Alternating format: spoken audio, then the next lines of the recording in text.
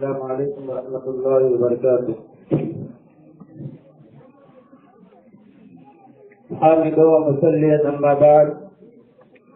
أشهد أن لا إله إلا الله وحده لا شريك له وأشهد أن محمدا عبده ورسوله. أعوذ بالله السميع العليم من الشيطان الرجيم. بسم الله الرحمن الرحيم. لقد كان لكم في رسول الله أسوة حسنة. وقال النبي صلى الله تعالى عليه وآله وسلم كل أمتي يدخلون الجنة إلا من أبى. قيل ومن أبى يا رسول الله؟ قال من أطاعني دخل الجنة ومن عصاني فقد أبى. رواه البخاري.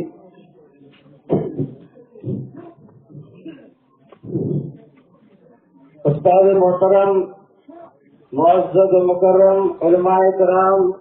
دور دراز سے تشریف لائے ہوئے مہمانان اعزام اور پردہ نشین خواتین ملت، آج کے عظیم الشان کانفرنس میں میں آپ کے سامنے جس موضوع پر چند باتیں پیش کرنا چاہتا ہوں وہ ہے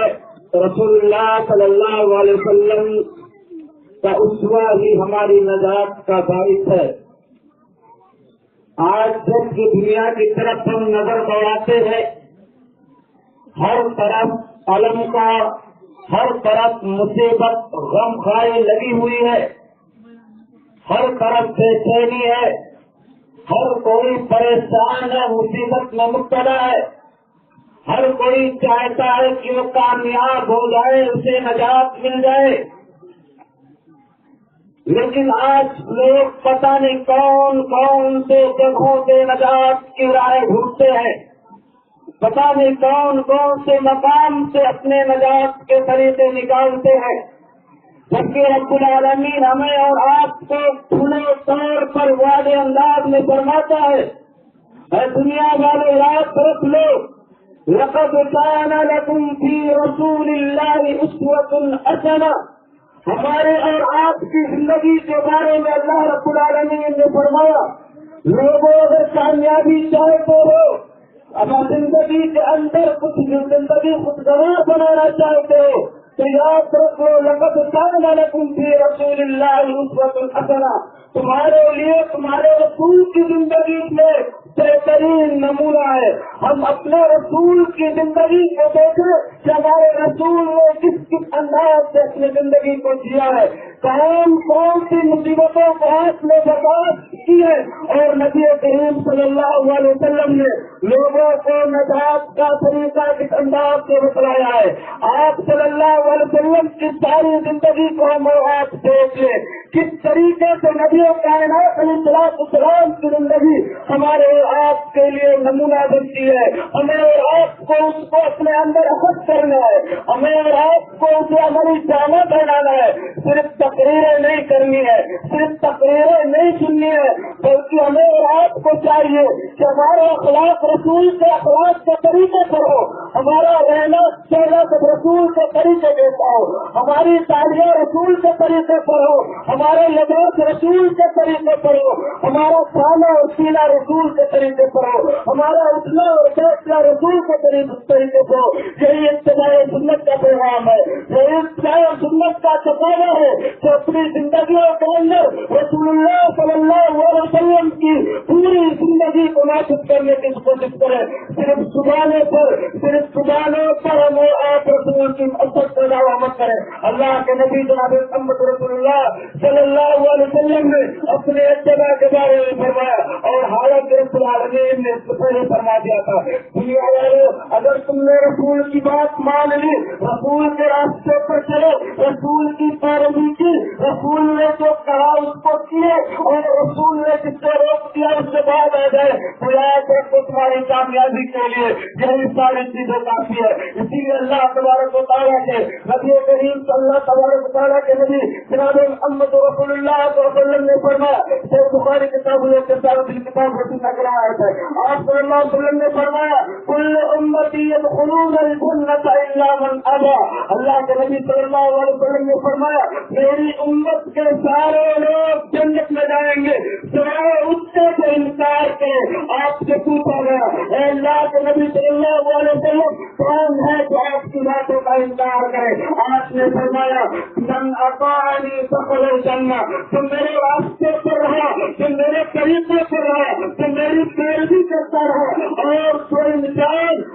جو میرے طریقے پر تھا وہ انسان جنت میں جائے گا۔ اس نے انکار کر دیا، چاہے وہ زبان سے انکار کرے ہمارے رات کی طرح، چاہے وہ اپنے عمل سے انکار کرے، اللہ کے نبی جناب محمد رسول اللہ صلی اللہ علیہ وسلم کی حدیث کے مطابق وہ نبی کریم صلی اللہ علیہ وسلم سے کہنا چاہتا ہے کہ میں جنت سے انکار کرتا ہوں اور جہنم میں جانا چاہتا ہوں۔ تو اس لیے ہمیں اور آپ کو چاہیے ہم اپنی زندگی کے ہر لمحے کے اندر نبی کائنات علیہ الصلوۃ والسلام کے اتباع کو لازم پکڑے، آپ کی سیرت کو لازم پکڑے، آپ کی ہر کہی ہوئی بات پر عمل کرنے کی اثر مقصور کوشش کرے، آپ کی زندگی کو اپنے لیے اسوہ بنائے اور اپنی سماج کے لیے اور اپنے معاشرے کے لیے۔ اگر معاشرے کو امن بنانا چاہتے ہو تو